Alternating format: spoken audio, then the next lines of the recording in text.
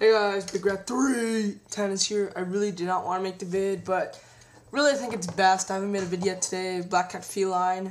If you're watching, I forgot to mention their name as the people who I'm not so sure watch my vids, because it doesn't usually bother me, but like, when people sub to me out of like mercy and pity, please don't. Please unsub. If you're not going to watch my vids, just unsub, because I don't want to have phony subs. So please, all the guys who are not watching, well, if you don't watch them regularly, if you see 1 out of every 10 vids, I'm fine with that. But if you like never watch my vids, whenever they come in your description box, you just want to get rid of them, please just unsubscribe now. Please, I'm begging you. I don't care if I lose subscribers with this.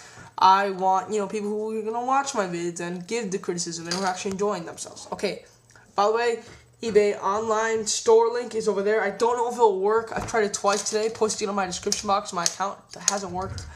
Hopefully it does work. That's what I'm going to be selling for now. I will be selling all the SummerSlams, WrestleManias, and Royal Rumbles of the Attitude Era and post-Attitude Era from 1999 to 2008. I'm not going to sell those yet until these stuff gets sold. Jeff Hardy 2297, I didn't ship it. I sent it to the, I sent yours to get shipped, but they won't start shipping it until tomorrow. So expect that. I want to say expect it Saturday, but I can't promise that. That's a little like, it might happen, it's close, but honestly I think don't expect it till Monday. Sorry, man. I really tried to get it there till Saturday, but they told me they can't ship it yet. Okay, let's get to the vid, because these bros ready to have too many distractions. Storylines, heads up, I might be creating new categories just because I feel that, this is a very important category, and this is what me judges the whole competition and why I prefer WWE over TNA. Because while who has the talent in each roster, we know TNA has just as good as talent. But because of the fucking booking, I mean, this category is so atrocious for TNA, it's why I prefer the WWE. If this category was just better, if it was just better, and they just fixed their booking, boom. Because I've started thinking about the other categories, main events, main eventers, and mid-carders, and I could go either way for both. And I'm thinking, what if TNA gets like 4-1, and what if TNA wins? And it looks like I like TNA way better than the WWE, which is like the exact opposite. Well, not way better anymore, but like I prefer the WWE still, and the categories won't show that. So I'm either thinking of adding another category or just like explaining the importance of each category. I'll do it on a point system. So far, TNA has 2 points, and I'll consider this category worth 3 points because that should make it better. Or 3 or 4 points because this category is like the really firm believer for me. Okay, to all who are watching, here's my points. Okay, storylines. You want to talk about the structure of the storyline, and you want to talk about the storylines, the specific detail of each. Okay, structure. WWE by far wins. For WWE storylines, I've seen this in many wrestling vids. Have a beginning, a middle, and an end. TNA just thinks, you know what? Let's put it on pause. Yeah, let's put it on pause and let's start something new and then restart it. And then after a week, it didn't work. Let's just axe it completely. What the hell? I'll give you my favorite example. And that guy's name is Rhino. Rhino in the main event Mafia. I mean, in the front line. They had that thing going till January. And then Rhino seemed to be not a member of the front line. He never showed up the entire month of February. And then in March, when Sting and Kurt Angle were going to do battle, we thought it was just between Sting and Angle. The front line was clearly not involved. And we're going to do that in an interview with Rhino and Team 3D. And you're like, are you guys okay with this? And I'm like, why are you including the front line? I thought you ended this feud. I thought this thing was over against all odds. But what, now it's still going? Are you kidding me? And why is Rhino the leader? He hasn't been on TV in a few weeks. He was in a tag team match a few weeks ago. My bad. He's never been on TV. How is he the leader? I thought Team 3D was the leader. You said it was Rhino, but then you changed it to Team 3D. What's going on here? And then Jeff Jarrett became the leader. And then Mick Foley. Actually, no, Mick Foley was also partial leader. Then he turned heel.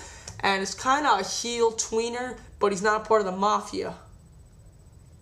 And he's a former world champion. How does that work again?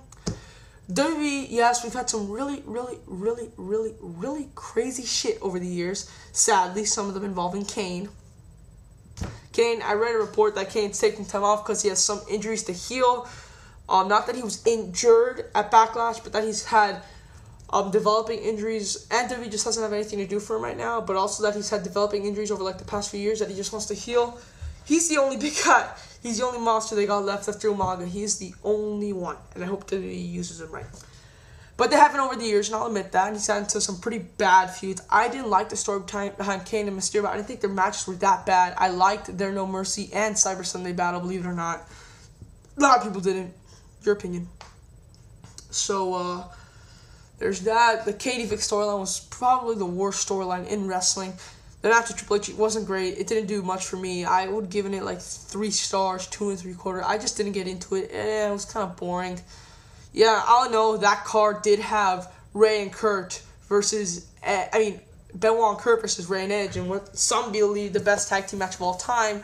And it also had the Hell in a Cell between Brock and Undertaker, 2 of my favorite matches ever. So that match is kind of extremely overshadowed, but still, I didn't like it that much. And Kane has been overused in storylines, but at least his storylines are structured right. Now let's go to the detailed storylines. The Mafia was a good storyline, and they could have done a lot with that. I saw a lot of videos, one by PS Power, one by Coffee Ninja, saying the main event Mafia storyline is good. And then I asked Coffee in a Q&A 3 weeks later, what do you think of this thing now? And he says, it's not good. It's not good anymore. It's not. Because TNA doesn't know how to fucking end it. They went from Mafia versus Frontline to Mafia versus Mafia to Mafia versus Frontline to Mafia versus Mafia. TNA storylines, I can't deal with that booking. I just can't. It's too much. Maybe at Slammiversary, I hope they do a much better job. Mick Foley, I hope he explains it in his book, what was going on. It's really the only book I know on TNA backstage at TNA. Oh! Sorry, I think I just... I need to stretch out my knee. It's the only book I know that's going to have backstage from TNA. So I expect a lot from it. So, God, the TNA storyline booking is just god-awful. Really, I can't take it. I can't.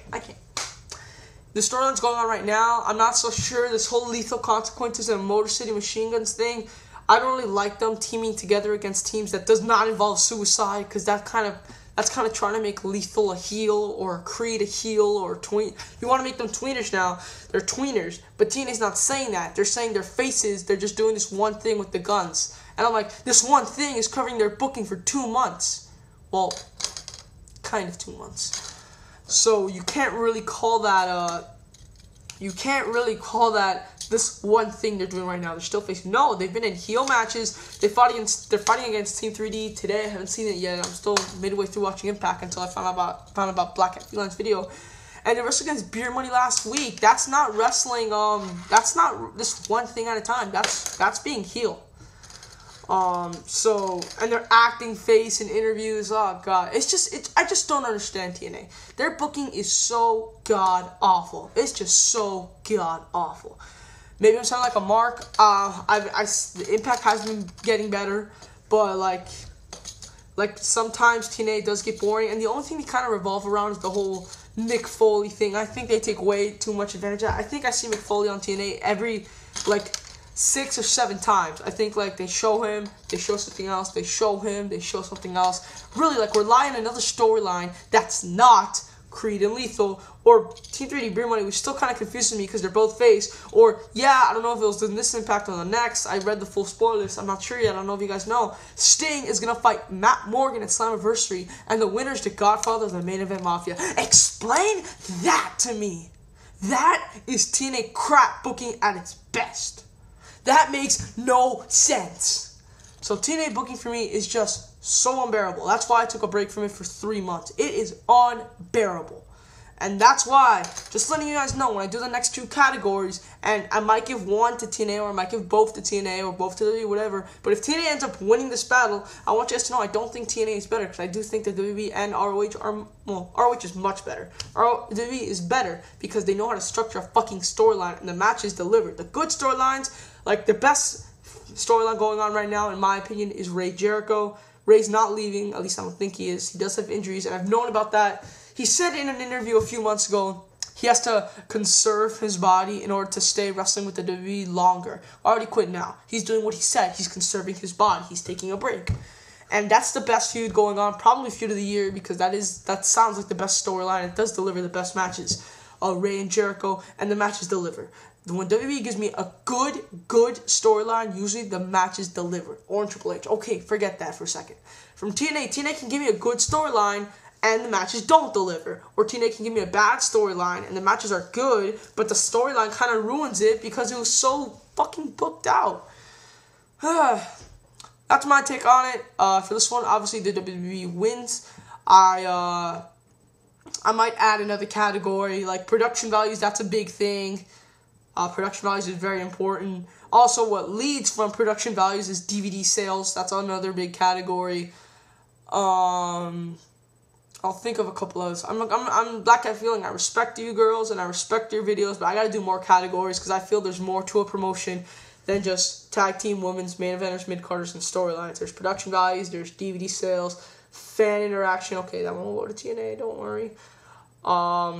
Live events, whatever. Okay, I'm Big Red 310 and I'm out. Peace.